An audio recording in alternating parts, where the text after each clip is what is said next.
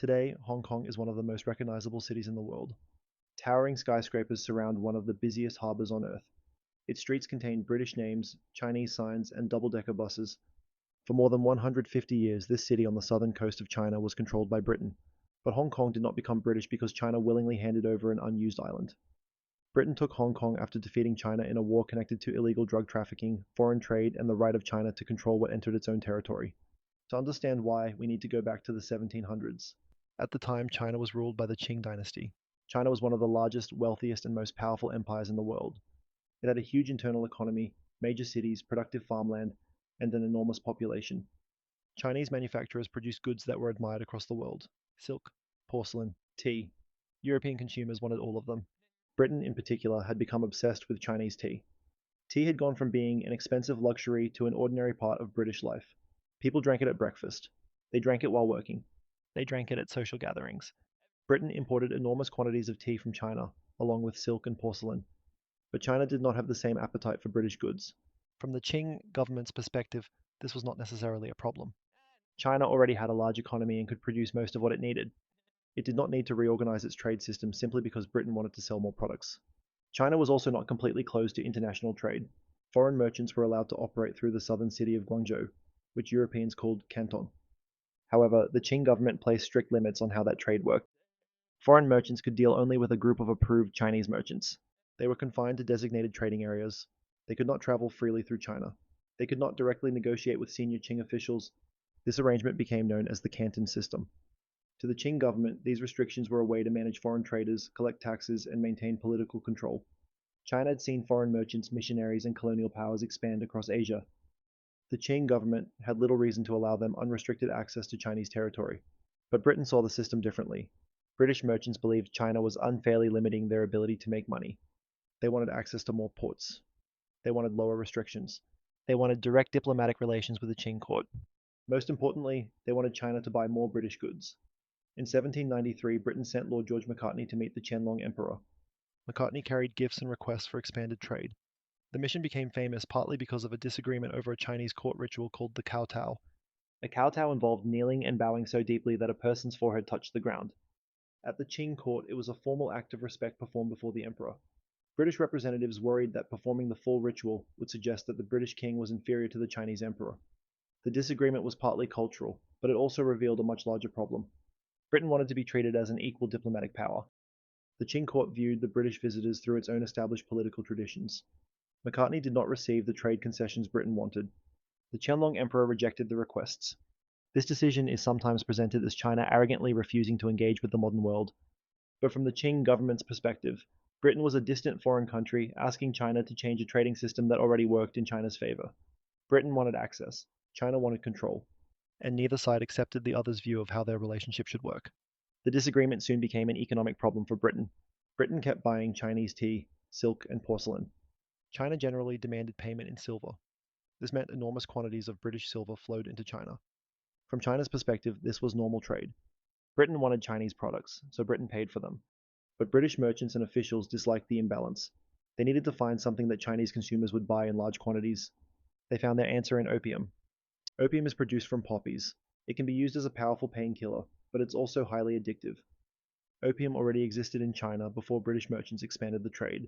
However, the scale of British-controlled imports transformed the problem. Britain controlled large areas of India. There, the British East India Company organized and profited from opium production. The company sold opium to private merchants. Those merchants carried it toward the Chinese coast. Chinese smugglers then transported it into the country. The Qing government had banned the trade. British merchants knew it was illegal. The East India Company knew where much of the opium was going. But the trade generated enormous profits. The British could sell Indian opium in China. They could use the money to purchase Chinese tea. They could then sell that tea in Britain. The system allowed Britain to continue consuming Chinese goods without sending as much silver into China. It solved Britain's trade problem by creating a growing crisis inside China. Opium addiction spread through sections of Chinese society. Officials, soldiers, laborers, and wealthy families were affected. The drug trade encouraged corruption because smugglers bribed Chinese officials to ignore shipments. Silver that had previously entered China began flowing out of the country to pay for opium. This made taxes harder to collect and disrupted parts of the economy. For the Qing government, this was not simply a disagreement about free trade. A foreign power was profiting from the illegal sale of an addictive substance inside Chinese territory. China had outlawed the drug. British merchants continued selling it. Chinese officials debated how to respond. Some argued that opium should be legalized and taxed. Others believed that legalization would surrender the government's authority and allow addiction to spread even further. The Daoguang Emperor eventually chose to suppress the trade. In 1839, he appointed an official named Lin Zexu to confront the crisis. Lin Zexu arrived in Guangzhou and launched a major campaign. He arrested Chinese opium dealers. He shut down places where opium was sold and smoked. He punished corrupt officials.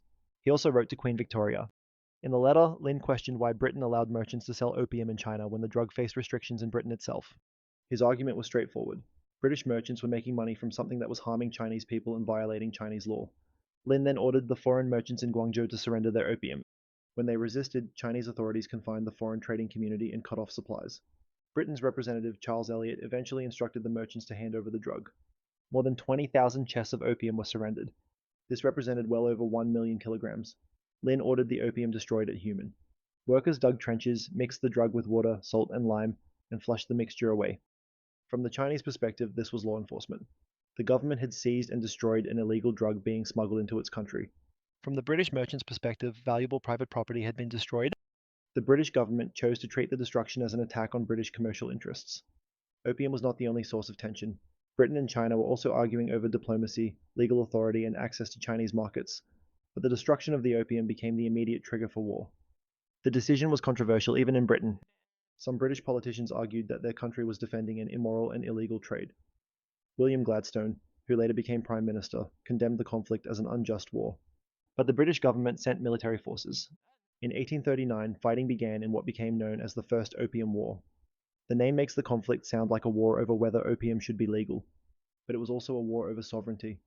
China claimed the right to control foreign merchants operating inside Chinese territory. Britain claimed the right to defend its merchants, expand its trade, and resist Chinese restrictions. The problem was that Britain had warships powerful enough to enforce its position. China had a much larger population and far more soldiers.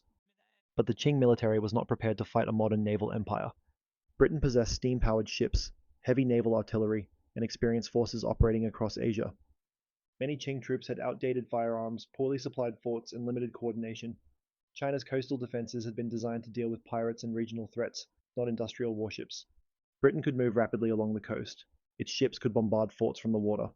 Its soldiers could land, attack, and then move to another target before Qing forces could respond effectively. Britain did not need to conquer the whole of China. It needed to seize ports, disrupt trade routes, and threaten locations important enough to force the Qing government into negotiations.